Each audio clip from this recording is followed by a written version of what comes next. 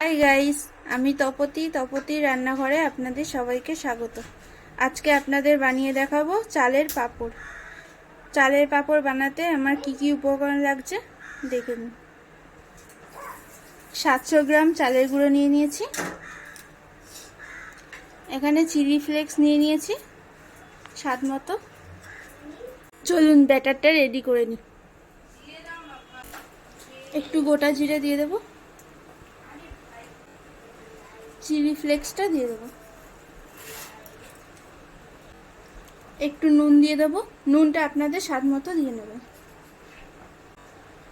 এবার পরিমাণ মতো জল দিয়ে দেবো।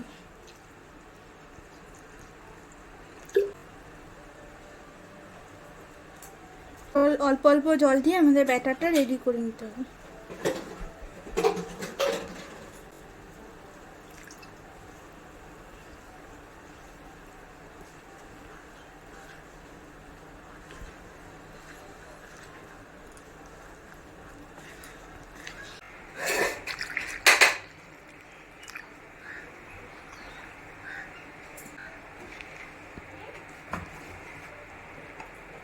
আমাদের ব্যাটারটা রেডি হয়ে গেছে।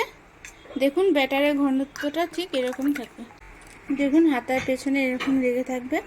এরকম হাত দিয়ে টানলে যখন দুটো লাইন একসঙ্গে মিলবে না, তাহলে ভাববেন যে আমাদের ব্যাটারটা রেডি হয়ে গেছে।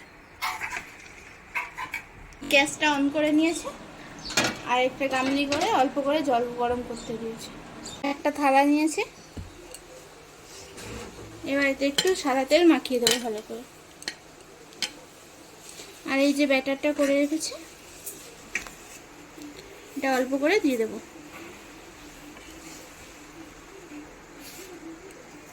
আমি থালা চাই সাইডে একটু আস্তে আস্তে করে এগুলো ঘুরিয়ে দেবো।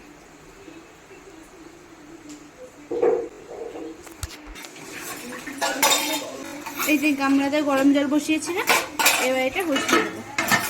এবার 30 সেকেন্ডের জন্য ঢাকা দিয়ে রেখে দেবো। 30 সেকেন্ড পর ঢাকাটা খুলে নেব।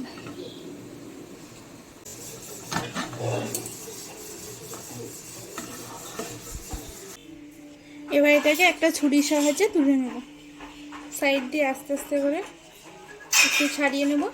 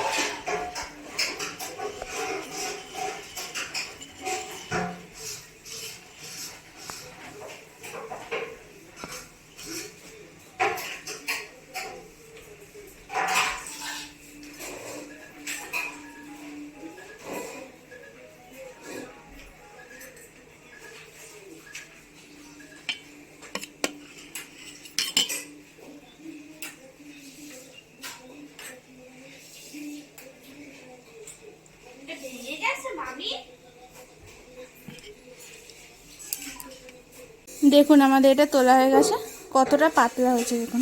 এবার একটি পরিষ্কার কাপড়ে এটা রেখে দেবো। পাঁপড়গুলো সব রোদে দিয়ে দিলাম।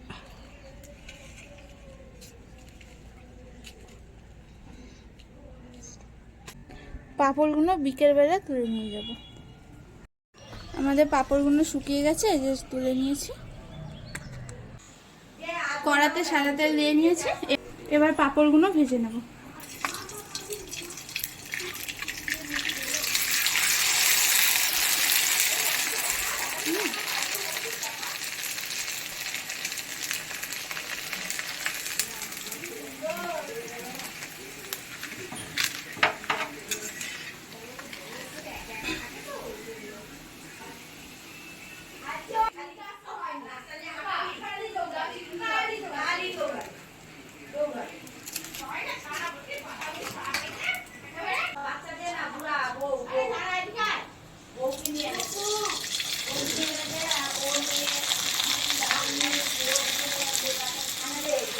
দেখুন আমাদের পাঁপড়গুলো কি সুন্দর হয়েছে।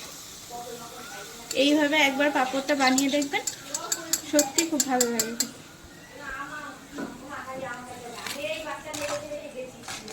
এইভাবে সব পাঁপড়গুলোকে ভেজে নেব।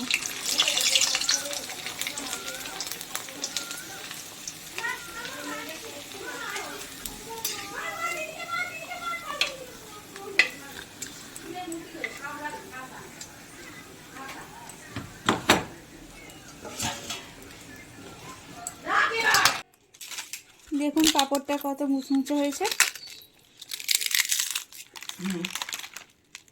যদি পাঁপড়ের রেসিপিটি ভালো লাগে লাইক, কমেন্ট আর সাবস্ক্রাইব করে দেবেন।